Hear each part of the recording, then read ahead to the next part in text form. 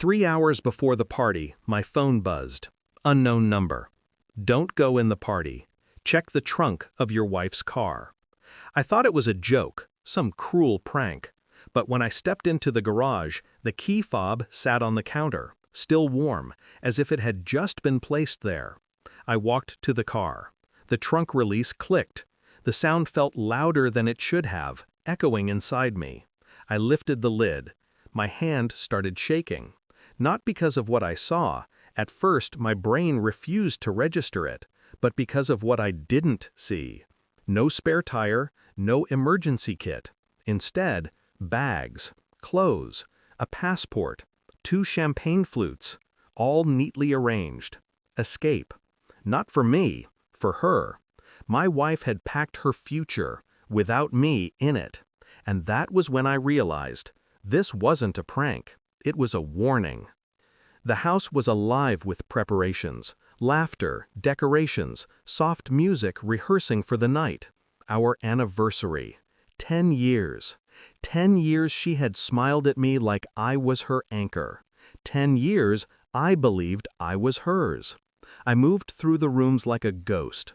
My eyes caught everything they shouldn't. Her phone on the counter, screen lighting up with a name I didn't recognize. A short pause in her voice when I asked about the caterer. A faint trace of perfume on her dress that wasn't hers. She touched my shoulder. "You okay?" I nodded, smiled, said nothing.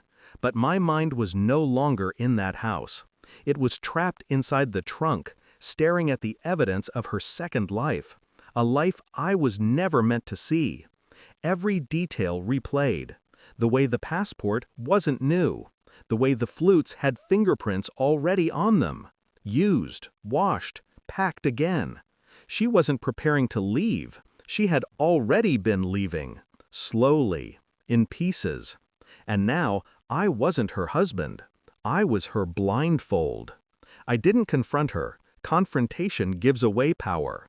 Instead, I started collecting. Her phone records, cloned with an app I once used overseas, in another life, for another kind of betrayal. Her texts filled with coded affection. An address to a cabin by the lake. I drove there one night, parked far enough away to kill the sound of my engine, watched from the tree line. She arrived first. He arrived later. Their hug wasn't the clumsy, guilty kind. It was practiced, worn in, as if they had repeated it 100 times in shadows I never entered. I didn't take pictures. I didn't need them.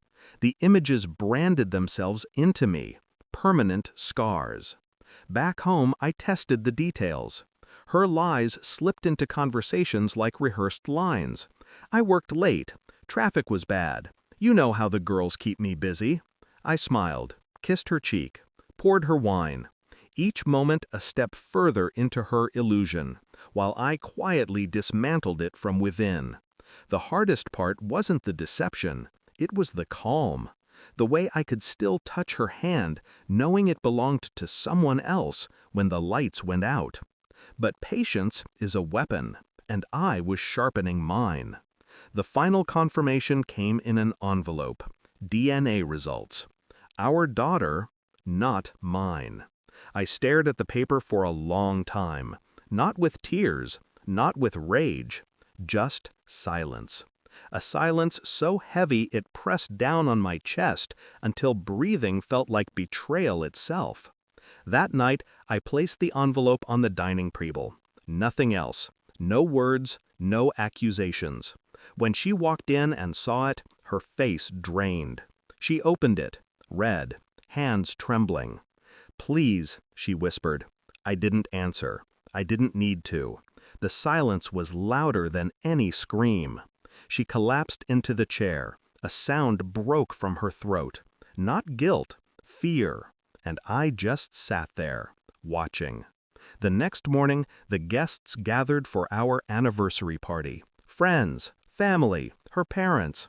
I stood, glass raised, smiled the smile they all expected. Then I placed the DNA report on the cake table, folded open, clear for every eye that wanted to know. No words from me, no accusations, just truth. public, sharp, undeniable. The whispers spread like fire. Gasps, confusion, faces turning toward her, away from her, against her. She tried to speak, tried to reach me. I stepped back, calm, detached. The devastation wasn't in my hands, it was in hers, and it was hers alone to carry. I walked out before the party ended, left her drowning in the very crowd that once celebrated her. The night air was cold. My car waited in the driveway, trunk still empty except for her plans that would never see daylight. I drove without direction. Not away, not toward, just forward. The silence inside me had transformed. No longer heavy, no longer suffocating, just clear.